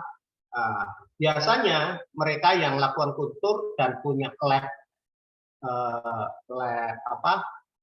di lapangan, biasanya mereka juga monitor misalnya hasil kulturan apakah dia terkontaminasi dengan video atau tidak, kemudian jumlah bakterinya berapa, dengan menggunakan hemositometer mereka lakukan cek, ya. Nah, seperti itu. Nah, bagaimana mereka yang tidak punya fasilitas lab? Tentunya mereka akan melakukan try and error. Jadi dengan cara coba-coba. Nah, teknik kultur di lapangan ini seringkali kita lihat itu memanfaatkan ruang apa adanya. Padahal untuk teknik kultur probiotik ini harus dihindari terjadinya kontaminasi. Dulu kami pernah punya customer di Sulawesi Selatan, itu mereka memanfaatkan emperan mesh untuk kultur bakteri. Jadi yang dikultur adalah Bacillus, kemudian setelah diaplikasikan ternyata efeknya adalah nafsu makannya justru turun. Nah, kemudian akhirnya saya sarankan untuk dicekkan, diteliti ulang di balai di Maros. Waktu itu Profesor Ramansyah ada di sana, jadi akhirnya beliau sampaikan ke saya bahwa ternyata kultur yang dilakukan di lapangan ini dengan tanpa memperhatikan resiko kontaminasi, ternyata yang tumbuh bukan Bacillus tapi justru Pseudomonas. Nah, sehingga dari pengalaman itu kemudian ruang kultur dibuatkan tersendiri dan dijaga supaya tidak terjadi kontaminasi. Nah, sejak saat itu hasil kulturnya akan lebih baik. Kemudian bagaimana penentuan dosisnya? Ini kembali lagi bahwa pada akhirnya teman-teman harus melakukan uji coba sendiri. Sementara kalau probiotik itu sudah diproduksi dari pabriknya, mereka sudah punya cara ataupun dosis berapa yang harus diberikan karena semua produk itu sudah melalui proses penelitian. Kemudian media harus sesuai. Nah, ini. Jadi setiap mikroba itu memiliki media yang berbeda-beda. Ada yang media memang khusus untuk dia ada. Nah, sementara kalau kita melihat di lapangan itu mereka lakukan teknik kultur hanya mengandalkan hanya dengan molase saja, ya, molase. Nah, tentu saja ini memang terjadi tetap mikroba itu akan berkembang karena prinsipnya mikroba itu dia butuh karbon organik untuk yang heterotrof, jadi dia tetap berkembang. Tapi bagaimana kualitasnya? Nah, ini yang tidak bisa dijamin. Apakah dia akan mengalami mutasi? Nah, itu perlu kajian lebih lanjut.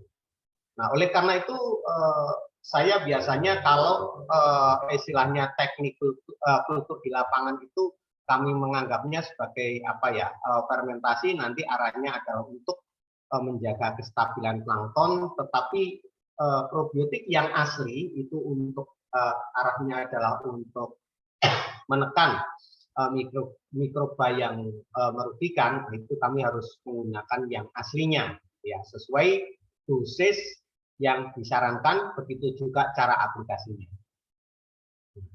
Jadi terkait dengan dosis dan cara aplikasi, maka dalam aplikasi probiotik itu kita harus memilih, jadi memilih jenisnya sesuai dengan yang kita inginkan, kemudian dosisnya harus sesuai, ya, tepat sesuai dengan aturan yang disarankan oleh produsen. Cara aplikasinya pun demikian. Nah, jadi banyak yang punya harapan lebih dari kemampuan dari probiotik itu. Jadi istilahnya yang perlu dipahami bahwa probiotik itu adalah istilahnya dia adalah membantu, ya, membantu. Jadi yang pas ya sebagaimana yang disampaikan oleh Prof. Widananu tadi bahwa probiotik itu sifatnya adalah untuk mencegah, ya. Jadi mencegah jangan sampai organik terlalu tinggi, kemudian muncul senyap racun ataupun mikroba patogen supaya terkendali. Nah, bahwa probiotik bukanlah obat sapu jagat yang bisa mengatasi segalanya. Nah, ini yang harus kita sadari. Jadi kalau misalnya bagaimana kalau ikan ataupun udang sudah sakit, bagaimana menggunakan probiotik? Jangankan probiotik, menggunakan antibiotik pun sudah tidak bisa. Karena kalau udang itu sudah sakit, dia nggak mau makan, dan kita tidak mungkin nyuntik udang satu persatu sebagaimana juga pengobatan pada manusia, ya. Jadi hanya mencegah, tidak bisa, patogen tidak bisa dipakai untuk pengobatan. Baik, Pak. Nah, untuk waktu 4 menit lagi. Oke, ya, tinggal sedikit. Jadi problem kultur probiotik di lapangan ini adalah dari sisi ruang, ya, itu harus diperhatikan betul resiko kontaminasinya. Jadi usahakan supaya ruang itu bersih dan steril. Kemudian nutrisi untuk probiotik itu apa, ya? Kebutuhan karbonnya dalam bentuk apa, nitrogennya dalam bentuk apa, kemudian mineral dan juga vitaminnya. Ya. Kemudian jenis mikrobanya apa? Lingkungan yang dibutuhkan, apakah dia butuh oksigen? Kalau butuh oksigen berarti perlu aerasi, atau mungkin tidak perlu oksigen tapi perlu pengadukan saja. Ya.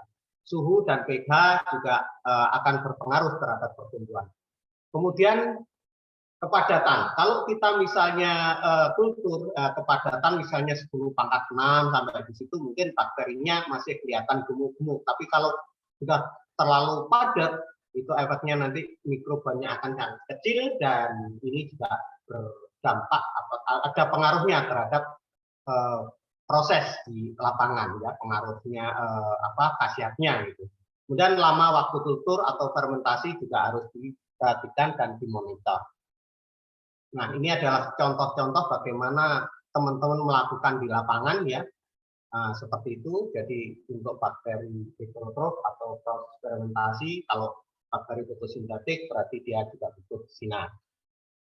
Nah, sebagai penutup bahwa penggunaan probiotik secara tepat dapat mempertahankan kestabilan dan meningkatkan kualitas air, mendukung kehidupan udang, ya, pertumbuhan udang, mengurangi stres dan juga meningkatkan daya tahan sehingga dapat meningkatkan dan memperbaiki FCR serta meningkatkan produktivitas budidaya. Kemudian probiotik dapat berperan dalam pengolahan limbah budidaya. Nah, aplikasi dan manajemen probiotik harus benar, tepat dosis, tepat waktu, tepat aplikasi sehingga diharapkan dapat mendukung usaha budidaya udang secara berkesinambungan.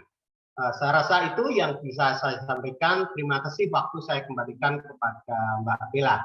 Baik, terima kasih Pak Suprapto yang sudah menyampaikan tadi berbagai materi dari aplikasi di lapangan dan bagaimana problematika kultur probiotik di lapangan. Mungkin kita akan masuk ke sesi diskusi, Pak. Sudah banyak sekali pertanyaan yang akan kita diskusikan. Yang pertama, pertanyaan dari Aditya Dwi. Izin bertanya kepada Pak Suprapto, jika kita mengaplikasikan pemberian probiotik, apakah akan terlihat perbedaan pertumbuhan serta ukuran dari udang itu sendiri? Apakah akan mempengaruhi bobot udangnya pada saat masa panen? Jadi manfaat dari probiotik ini apakah akan terlihat perbedaan berkaitan dengan pertumbuhan, Pak? Baik, terima kasih. Tentunya dalam melakukan atau aplikasi probiotik kita harus melihat kepentingan. Perlu atau tidak aplikasi itu. Ketika kondisi lingkungan masih sangat bagus, ya tanpa probiotik pun pertumbuhannya juga akan bagus.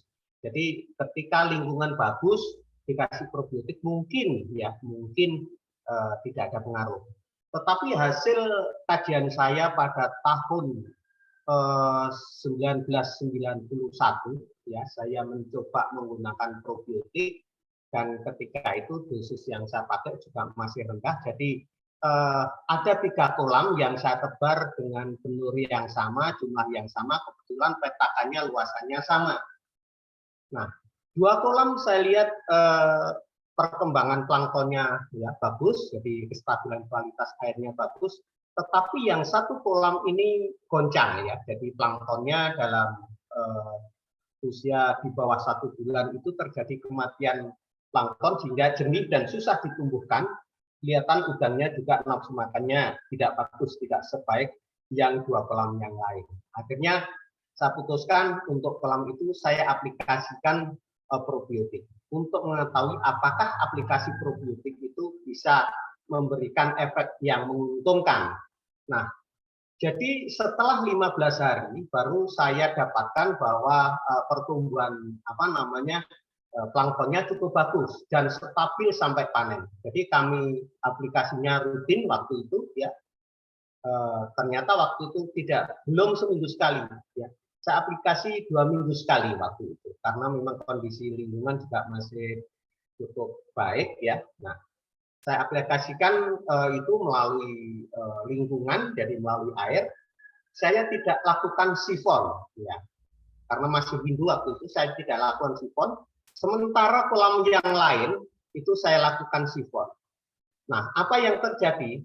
Konsumsi pakan akhirnya sama, sampai panen itu sama. Tetapi dari sisi hasil, ternyata yang menggunakan probiotik ini ada sedikit beda.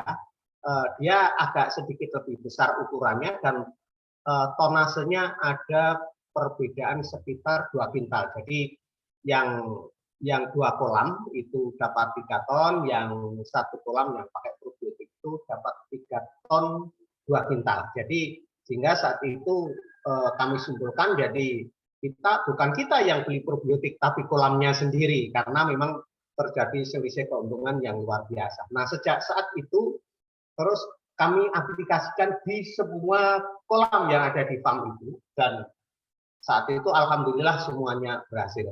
Jadi ada efek ya, ada efek dari kajian saya itu. Sehingga sampai hari ini saya tidak pernah melepas probiotik. Saya selalu menggunakan probiotik dan seperti yang disampaikan Ibu Widanani tadi bahwa probiotik itu kan memang untuk mencegah. Jadi sejak persiapan kami pakai probiotik itu.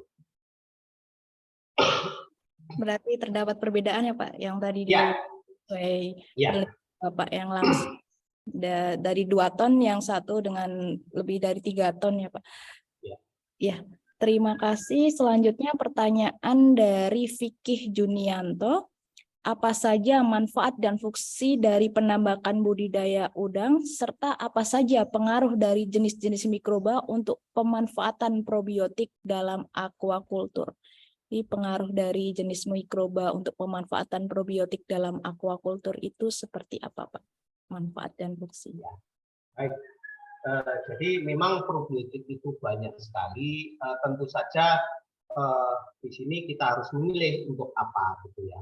Nah, kalau dikaitkan dengan kemampuannya dalam kesehatan udang terkait dengan serangan video misalnya. Nah, yang bisa mengendalikan video misalnya dari probiotik itu sebagai contoh adalah misalnya Lactobacillus, Pediococcus maupun Enterococcus ini memiliki kekuatan dalam menekan video dibanding dengan Bacillus.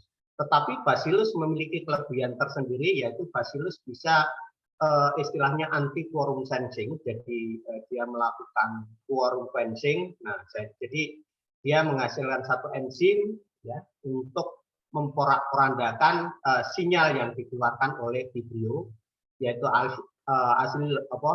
homoserin lactone ya, AHL. Dia menghasilkan AHL-ase untuk memporak-porandakan sinyal itu. Jadi terutama adalah dari jenis-jenis bakteri asam laktat dan Bacillus. Kemudian kalau kita mau mengendalikan plankton ya, untuk mengurangi kepadatan plankton, kita bisa menggunakan bakteri-bakteri yang dia hasilnya bakteri denitrifikasi. Contohnya yang biasa saya pakai adalah Bacillus licheniformis, ya, dia menggunakan nitrat sehingga dia bisa mengurangi kepadatan plankton. Nah, seperti itu. Kemudian kalau saya harus mengurangi amonia, tadi Bu Widanarni katakan ada 3 jalur, yaitu jalur untuk mengurangi amonia itu lewat jalur plankton, ya. Jadi dengan amonia dimanfaatkan oleh algae, kemudian jadi fototrop, kemudian kemoototrop ini menggunakan bakteri nitrifikasi, jadi amonia dioksidasi menjadi nitrit dan nitrat. Tetapi kalau menggunakan bakteri Nitrosomonas nitrobacter ini, kita harus perhatikan apakah lingkungannya mendukung atau tidak. Kalau kita tidak bisa memenuhi kebutuhan oksigennya, maka itu tidak akan memberikan pengaruh. Lalu berapa oksigen yang harus ada di dalam lingkungan supaya Nitrosomonas dan nitrobacter ini berkembang dengan baik? Ternyata saya pantau di lapangan itu kalau dia jadi yang ada senyawa amoniaknya waktu di Udang Windu tahun 95 itu saya ada kasus amonia ya, amonia 2 ppm, sementara itu ada di 2 kolam, sementara yang lain tidak ada. Saya cek oksigen terlarutnya pada jam 2 malam ya. Ternyata yang ada kandungan amoniaknya itu kandungan oksigen terlarut malamnya itu 3,8 atau bahkan kurang. Sementara yang tidak ada amoniaknya itu ternyata oksigen terlarutnya di atas 4,2. Ya. Nah, saya aplikasikan sampai 2 kali Nitrosomonas nitrobacter pada kolam yang mengandung amonia itu, ternyata tidak ada pengaruh. Tapi justru terus meningkat kandungan amoniaknya. Akhirnya saya simpulkan berarti oksigen yang 3,8 itu tidak cukup. Saya tambahkan aerasi, jadi saya pasang kincir lagi 1, kemudian saya cek oksigen terlarutnya. Nah, setelah itu ternyata dia meningkat sampai 4,2 dan 4,5. Nah, kemudian saya tidak tambahkan lagi bakteri nitrifikasi itu. Saya pantau terus kandungan amoniaknya, ternyata dalam 4 hari amoniaknya itu sudah 0. Nah, jadi kita harus memperhatikan lingkungan yang bagaimana yang dibutuhkan oleh mikroba atau probiotik yang kita berikan. Ini harus sesuai seperti itu. Kemudian untuk menghilangkan amonia, yang ketiga adalah dengan cara disintesis menjadi protein, yaitu dengan menambahkan karbon, ya, menambahkan karbon. Karena memang kelihatannya menurunkan amonia ini secara teoritis sepele, tetapi di lapangan ternyata banyak yang kocar-kacir, Mbak Bella, ya. Jadi kalau dengan konsep yang CN ratio itu, ya, jadi dengan konsep bioflok ini memang pertama kita harus memberikan sumber karbon, ya, supaya CN rasionya itu di atas 10, supaya bakteri heterotrof bisa mengambil amonia secara langsung. Nah, kemudian juga yang harus diperhatikan adalah meningkatkan buffernya, jadi memberikan sodium bikarbonat misalnya, kemudian juga aerasinya harus cukup, jadi oksigennya harus cukup tinggi untuk mendukung proses daur ulang dari amonia menjadi protein. Nah, itu terkait dengan amonia. Kemudian bagaimana kalau permasalahannya adalah H2S, ya, munculnya H2S itu bisa kita pantau misalnya dari air buangan kita. Ketika kita buka pipa dari sentral itu terdeteksi warna kotorannya hitam, berarti di sana kondisinya anaerob. Kemudian kalau ada H2S itu akan ada indikasi bau seperti telur busuk. Nah, itu yang bisa kita manfaatkan adalah bakteri fotosintetik. Nah, karena bakteri fotosintetik yang ada di lapangan ini bentuknya cair, maka kita harus berikan substrat, misalnya dengan menggunakan pasir atau zeolit granuler, ya, yang sebesar ukuran beras gitu.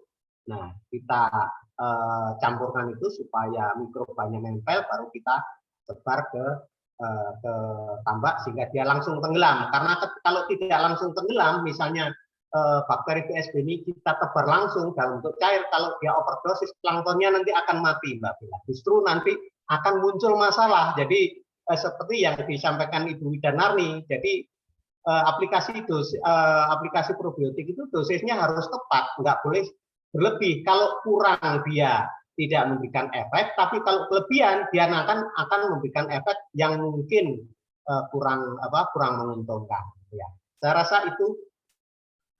Baik, terima kasih Pak. Jadi ada dari amonia dengan CN rasio tadi dan H2S yang terdapat di lingkungan tambak.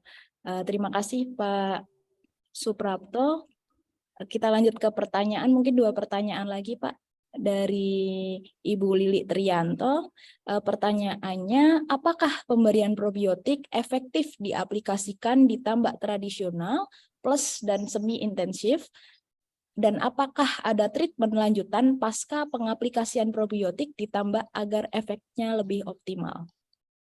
Apakah ini Pak pemberian? Ya. Oke.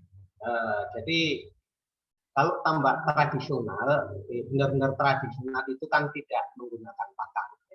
Kalau tradisional plus ini sudah menggunakan pakan. Jadi di tahun 2000-an itu ada teman-teman yang justru dia tambak tradisional, ya, tambak tradisional, minta saran berapa dosis yang harus saya aplikasikan. Waktu itu kami kebetulan sebagai R&D di salah satu perusahaan probiotik yang kandungannya adalah Bacillus, ya. Jadi ada satu produk itu ada Bacillus subtilis, Bacillus polymexa, dan Bacillus megakaryoides. Jadi saya bilang, wah, kalau untuk tradisional sih saya tidak merekomendasi, karena buat apa, kan dia akan tidak menggunakan, istilahnya tidak ada limbah gitu. Akhirnya mereka menggunakan dengan dosis 1/10-nya dari tambak intensif. Jadi kalau tambak intensif pakai 1 ppm, dia pakai 0,1. Dan laporannya apa? Dia bilang, Pak, ternyata bagus saya pakai di tambak tradisional. Ternyata jenis planktonnya itu bagus dianalisa, ternyata dia bisa memicu munculnya chlorella dan airnya jadi stabil. sementara udangnya itu lebih baik dari yang lain.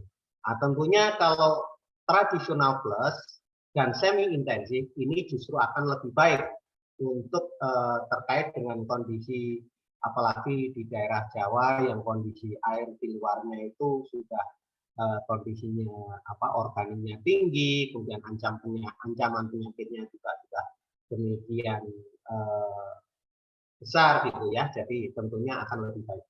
Jadi apa yang beda? Ya tentu saja dosis, karena limbah yang dihasilkan oleh tambak semi intensif tentunya juga lebih sedikit dibandingkan dengan tambak intensif. Kemudian juga tambak tradisional plus. Kemudian apa yang harus diperhatikan? Tambak tradisional plus biasanya dia tidak menggunakan pincir, ya, tidak ada aerasi, sehingga kami sarankan gunakanlah probiotik yang tidak memerlukan oksigen. Jadi misalnya menggunakan bakteri Lactobacillus, ya. Nah itu bisa ya, Lactobacillus. Kalau yang beredar di lapangan kan banyak itu, saya nggak sebut merek gitu kan. Nah kemudian juga bakteri fotosintetik ini juga cukup membantu ya. Nah, jadi dosisnya dengan tambah intensif tentu saja kalau semi ya lihat aja kepadatannya atau konsumsi pakannya. Kalau teman-teman intensif itu dosisnya berapa, kalau semi intensif itu tentunya berapa, bisa kurang dari separuhnya gitu ya. Nah seperti itu, nah itu perlu diuji coba sendiri gitu. Itu Mbak Bella. Nah, kalau yang tradisional plus juga lebih rendah lagi gitu. Baik. Jadi tergantung teknologi yang diterapkan, Pak. Iya, betul. Plus atau intensif dan semi intensif. Ya. Sesuaikan. Terima kasih.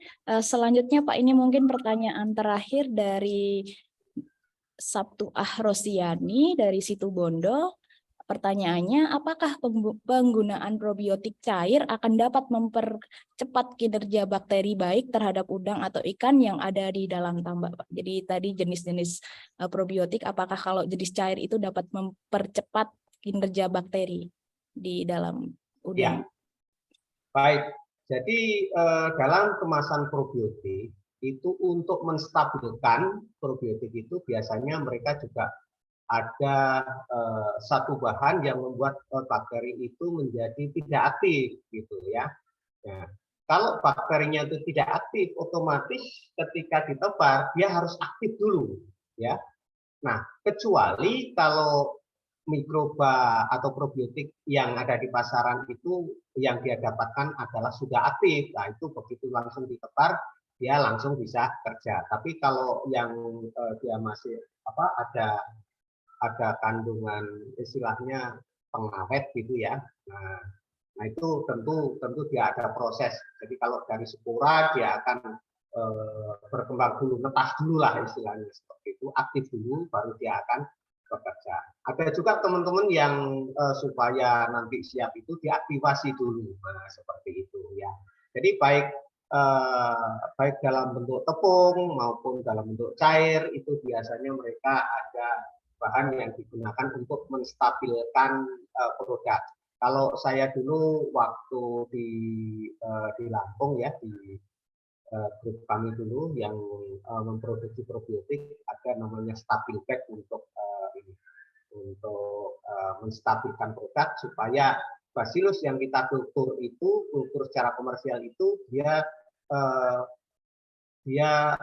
berubah bentuk menjadi spora gitu supaya bisa tahan lama. Itu Mbak Pila. Terima kasih Pak Suprapto, karena tadi pertanyaan yang terakhir Pak, dan waktu sudah lebih dari 15.40, mungkin diskusi kali ini kita cukupkan Pak Prapto. Terima kasih Mbak Pila. Terima kasih Pak, ilmunya sungguh luar biasa. Baik, para peserta sekalian, sebagai kesimpulan bahwa tadi sudah disampaikan beberapa manfaat dan berbagai peran dari probiotik, bahwa dalam kegiatan budidaya udang, penggunaan probiotik secara tepat sesuai dengan rekomendasi dapat memberikan manfaat di dalam tubuh udang maupun di lingkungan, serta dapat mendukung pertumbuhan udang dan meningkatkan produksi. Oleh karena itu, pentingnya pengetahuan untuk pengaplikasian dan manajemen probiotik harus benar, tepat dosis, tepat waktu, dan tepat aplikasi, sehingga diharapkan dapat mendukung usaha budidaya secara berkelanjutan. Baiklah, kita telah menyelesaikan pembahasan dan diskusi mengenai probiotik serta aplikasi dan problematika manajemen probiotik dalam tambak udang. Saya akan mengumumkan peserta yang terpilih. Selamat kepada Bapak Teguh Aji Mulyana, Razia Setiawan, dan Lili Trianto. Bisa menghubungi Saudara Lina untuk klaim GoPay senilai 50.000.